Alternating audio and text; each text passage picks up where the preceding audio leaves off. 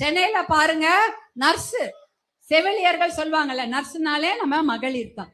அவ்வளோ நர்ஸுங்க போராட்டம் பண்ணிட்டு இருக்காங்க. ஏன்னா அவங்களுக்கு பணி நிரந்தரம் இல்ல. கொரோனா காலத்தில் நம் உயிரை காப்பாற்றியது யார்? அந்த செவிலியர்கள் தான். அவங்க உயிரை பணைய வச்சு அந்த செவிலியர்கள் பணியை நிரந்தரமே பண்ணல. அவ்வளோ பெரிய போராட்டம் பண்ணிட்டு இருக்கிறாங்க. அவங்கள எல்லா குண்டுகட்டா ஒரு வண்டியில ஏத்தி ஒரு நாள் முழுக்க அலக்கழிச்சு நடுராத்திரி கொண்டு போய் பஸ் ஸ்டாண்ட்ல விட்டுருக்காங்க. Kilambakkam bus stand. எப்படி போவாங்க அவங்க? அவங்க பாத்ரூம் போனோம்னா கூட இறக்கலையாம். எவ்வளவு பெரிய கொடுமை இது. அப்ப செவிலியர்களுக்கு, உங்களை நம்பி வேலை செய்யற செவிலியர்களுக்கு நீங்க செய்த நன்றி கடன் இதுதானா? ஒரு ஒரு பெண்கள்னா அவங்களுக்கு பரிதாபமா இல்லையா? ஐயோ, அவங்கள பத்திரமா கொண்டு போய் இல்ல விடணும். அவங்களுக்கு பாதுகாப்பு யார் கொடுக்கணும்? இந்த அரசாங்கம் தானே கொடுக்கணும்.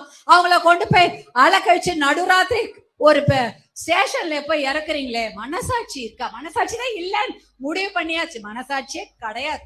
மனசாட்சி என்பதே இல்லை. அதுதான் நம்ம தெரியுது. அதனால நீங்க எல்லாம் இந்த விஷயத்துல ஒண்ணு ஞாபகம் வச்சுங்க. நீங்க எல்லாம் ஊர் பக்கத்துல இருந்து வந்திருக்கீங்க, நகர் பக்கத்துல இருந்து வந்திருக்கீங்க. உங்கள்கிட்டதான் உங்களுடைய வாழ்க்கை இருக்கிறது.